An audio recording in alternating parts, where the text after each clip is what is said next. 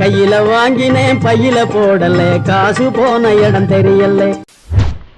வணக்கம் மக்களை, இன்னைக்கு நான் பார்க்க போகிற வீடியோஸ் எதை பார்த்தீங்கன்னா, டொனால்ட் ட்ரம்ப் வந்து எல்லாருக்குமே இது போட்டார், டேரிஃப் போட்டார், எல்லாருக்குமே வரி போட்டார். வரி இப்போ வந்து இந்த நாட்டுக்கு அவ்வளோ போடுற, நீ எனக்கு எதிராக செயல்படுற, இனிமேல் உனக்கு வரிடா, நீ என் நாட்டுக்குள்ளே நீ ட்ரேடிங் பண்ணவே முடியாது, வணிகம் பண்ணுறதுக்கு உனக்கு வரிடா, உன் பொருளை இங்கே இறக்குமதி பண்ணணும் அதுக்கு 50% வரி, 100% வரி, உனக்கு வரி தான்டா, உனக்கு ப்ராஃபிட்டே கிடையாது, உன் பொருளை இங்கே விற்றாலே ப்ராஃபிட்டே கிடையாது, எல்லாத்துக்கும் வரி தான்டா, விற்கிறனா விற்றுக்க, இல்லை என் பேச்சை கேளு அப்படின்னு மிரட்டிக்கிட்டு இருந்த டொனால்ட் ட்ரம்புக்கு அங்கே அடிச்சாம்பார் அப்பாயின்மெண்ட் 6 மணி அடிச்சுட்டு வந்துட்டாங்க.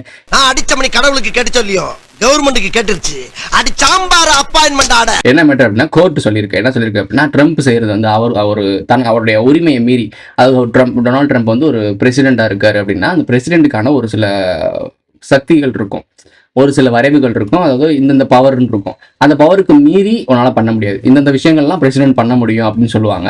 இந்த டேரிஃப்ன்றது வந்து பல நாடுகள் மேலே அடிச்சு நவுத்திருக்காப்புல, உலக நாடுகள் எல்லாருமே காண்டில் இருந்தாங்க. இவர் பண்ண ஒரு காரணத்தினால எல்லாருமே அந்த பிரிஸ்க் அது விஷயம் இருக்குல்ல, அதை கூட சரியாக ப்ரொனவுன்ஸ் பண்ணலன்னு சொல்லிட்டு கமெண்ட்ல பண்ணுறாங்க. எனக்கு வாயில் வரதான் நான் சொல்ல முடியும். பிரிஸ்க்ன்றது வந்து அது பாயிண்ட் உங்களுக்கு தெரியும். ஸோ பிரிஸ்கில் போய் சேர்ந்துட்டாங்க அப்படின்னு சொல்லிட்டு பல பேர் பேசிட்டு இருக்காங்க.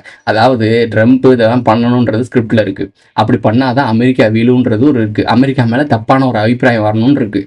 எல்லாம் சேர்ந்து கடைசி அமெரிக்கா விழும்போது எதிர்ச்சியா நடந்த மாதிரி, உனக்குலாம் ஆவணும்டா, நீ இவ்வளவு பண்ண இல்லை உனக்குலாம் ஆவணும்டா அப்படின்னு சொல்ற மாதிரி நடக்கணும்ன்றது தான் டிராமா. இது எல்லாமே ஒரு டிராமா. ஸோ அந்த டிராமால அந்த கோர்ட் என்ன சொல்லியிருக்கு அப்படின்னா, ட்ரம்புக்கு இவ்வளவுதான் பதவி, ஒழுங்கு முறையாக ஓரமாக உட்காரு, இதெல்லாம் நீ பண்ணவே கூடாது, லிமிட்டுக்கு மீறி நீ ஓவர் ஆடுற, அதை பவரை அதாவது பதவியை தவறாக பயன்படுத்துதல் அதை பண்றாங்கன்னு சொல்லியிருக்காங்க. இதை முன்னாடியே சொல்லியிருந்தோம், பல இடங்கள்ல பேசியிருந்தோம். ஸோ அதை பற்றி அன்னைக்கு வீடியோவில் பார்க்க போகிறோம். வாங்க வீடியோக்குள்ள போகலாம். சிந்தனை செய் மனமே, சிந்தனை செய் மனமே, செய்தால் தீவினை அகன்றிடுமே. ட்ரம்ப் பண்ண இந்த வேலையினால, அவருடைய அதிகார துஷ்பிரயோகம் பண்றதுனால அமெரிக்காக்கே ப்ராப்ளம் இருக்கு, மிகப்பெரிய ஒரு ப்ராப்ளமை சந்திக்கிற மாதிரி இருக்கும். என்ன சொல்ல வராங்க அப்படின்னா, இப்போ வரிகள் அதிகமாக போட யாருமே ட்ரேடிங் பண்ணாமல் விட்டாங்கன்னா, உள்நாட்டில் உற்பத்தி அதிகமாக இருக்கணும். நிறைய விஷயங்கள் இங்கே உற்பத்தி இல்லைன்னு சொல்லிட்டு தான் வெளிநாட்டுல இருந்து வாங்கி இங்கே வித்துட்டு இருக்காங்க, கடையை போட்டுட்டு இருக்காங்க. இதுதான் எல்லா நாடுகளும் நடந்துட்டு இருக்கு. ஸோ இப்போ அமெரிக்காவில் உற்பத்தி கம்மியாக இருக்குது அப்படின்னா, அப்போ தேவைகள் அதிகமாக தேவைப்படும். அப்போது இல்லீகலாக பண்ணுறாங்கல்ல, இந்த இப்போ அந்த காலத்துலலாம் ஒரு சில பொருட்கள்லாம் டிவிடி டெக்கெல்லாம் நம்ம ஊரில் அறிமுகப்படுத்தலை. கப்பல்ல இருந்து ஹூப் போட்டு வடச்சென்னையில் பார்த்துருப்பீங்க, அந்த மாதிரி ஆட்டையை போட்டு வந்தால் இங்கே வித்துட்டு இருந்தாங்க. ஸோ அந்த மாதிரி விஷயங்கள் நிறைய நடக்க ஆரம்பிக்கும். ஸ்மக்லிங் சொல்கிறாங்க. ஸோ அந்த மாதிரி விஷயங்கள் பெருக ஆரம்பிக்கும். அது மட்டும்தானா அப்படின்னா, இங்கேயுமே பொருளாதாரம் வீழ்ச்சி அடைகிறதுக்கு வாய்ப்பு இருக்குது. பல பொருட்கள் இங்கே வந்து சந்தை மதிப்பில் இருக்கும்போது தான் அவங்க வந்து அது ஒரு பேலன்ஸ்டாக போகும். அவங்களுடைய காசு இங்கே வரும், அந்நிய செலவாணின்னு சொல்லுவாங்கல்ல. ஸோ இந்த மாதிரி கொடுத்தல் வாங்கல் மேட்டர் நடந்துட்டு இருக்கும். இதனால என்ன ஆகும் அப்படின்னா, அமெரிக்காவுக்கு தான் பாதிப்பு, அமெரிக்கா மிகப்பெரிய அழிவை சந்திக்க பார்க்கும் அப்படின்னு நிறையா சொல்கிறாங்க. இதை தான் சொல்கிறோம், ஃபியூச்சரில் அமெரிக்கா பொருளாதார வீழ்ச்சியில் மிகப்பெரிய அடி ஆகும். அமெரிக்காவுக்கு தலைமையே இல்லாமல் தரிகத்து தெரியும். அமெரிக்கா மக்கள்லாம் ரொம்ப அல்லல் பட ஆரம்பிச்சுவாங்க.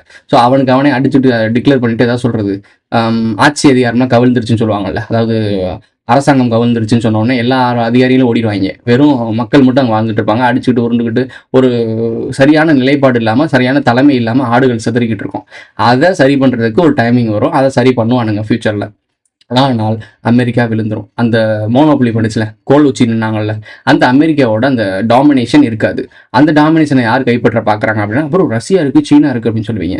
சீனா ரஷ்யாவை விட இந்த பிரிஸ்குன்றதான் மோனோபொலி பண்ணும். அந்த மோனோபொலி பண்ணுறதுல மெயின் தலைக்கட்டாக இருக்கிறது யாருன்னா இந்தியா இருக்கும். ஸோ இந்தியா நீங்கள் நினச்சி பார்க்கலாம், ப்ரோ இந்தியா இப்போ என்ன ப்ரோ இருக்குது, இவங்க எப்படி ப்ரோ அதெல்லாம் பண்ணுவாங்க அப்படின்னா, சவுத் இந்தியாவில் அவங்கெல்லாம் குடியேற போகிறாங்க.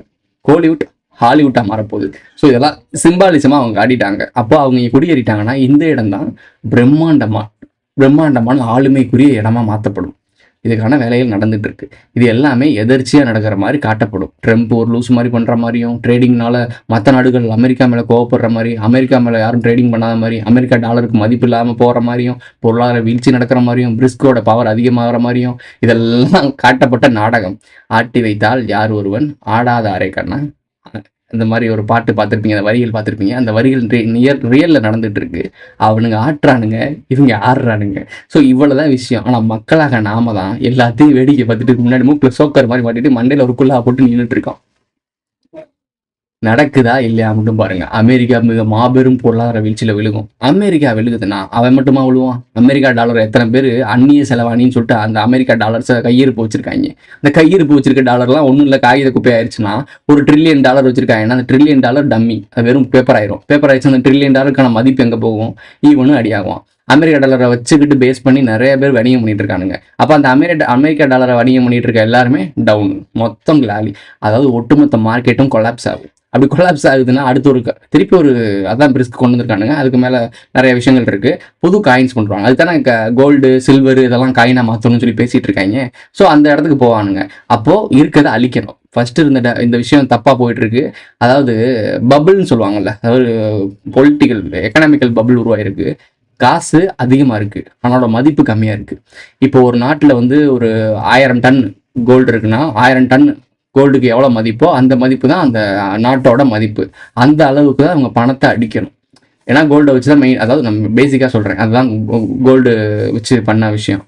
ஸோ அந்த விஷயங்கள் இப்போ இல்லை, எங்கேயுமே நிறைய இடத்துல மாற்றிட்டானுங்க. இப்போ என்ன பண்ணுறாங்கன்னா கணக்கு இல்லாமல் அடிக்கிறானுங்க. இவனுங்க போடுற கையெழுத்து இருக்குல்ல, அந்த கவர்னர் கையெழுத்தா, அந்த கையெழுத்து போட்டாலே அதுக்கு மதிப்புன்ற மாதிரி ஆக்கிட்டாங்க. கண்டாங்குறி அடிச்சு விட்ருக்காங்க. அமெரிக்காவோட மதிப்பை விட அமெரிக்கா டாலர் அடிச்சு குமிச்சிருக்காங்க உலக நாடு முழுக்க. நாளைக்கு இதை தெரிஞ்சிருச்சு அப்படின்னா அமெரிக்காங்களுக்கு தேவையில்லை, அமெரிக்கா டாலரோட மதிப்பு இல்லைன்னு உட்காந்து அந்த நம்பகத்தன்மை இருக்குல்ல, வெறும் நம்பிக்கை அடிப்படையில் அந்த டாலர் நம்பிட்டு இருக்கோம், அந்த காகிதத்தை நம்பிட்டு இருக்கோம். நம்பிக்கை கவிழ்ந்துருச்சுன்னா, அதாவது அமெரிக்கா கவிழ்ந்துருச்சுன்னா அந்த நம்பகத்தன்மை போயிடும். அமெரிக்காவோட அந்த டாமினேஷனை வச்சு தான் ஒட்டுமொத்த நாடும் அந்த அமெரிக்கா டாலரை மதிக்குது.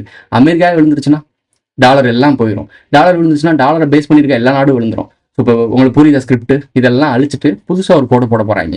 இதுதான் நியூ வேர்ல்டு ஆர்டர். அதுக்கு வேர்ல்டு வார்னு நடக்கும். பொருளாதார வீழ்ச்சி நடந்துச்சுன்னா உலகத்தில் பிரச்சனைகள் சர்ச்சைகள் நடக்கும். இந்த சர்ச்சைகள் அடிப்படையாக வச்சு என்ன நடக்கும்? போர் நடக்கும். இதெல்லாம் சரி பண்ண ராணுவம் உள்ள இறங்குதுன்னு சொல்லி இறங்குவாங்க, வேர்ல்டு வார் நடத்துவாங்க.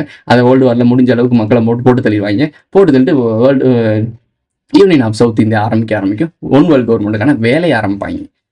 இவ்வளவுதான் விஷயம். இதுதான் உன்னோட ஃபியூச்சர்.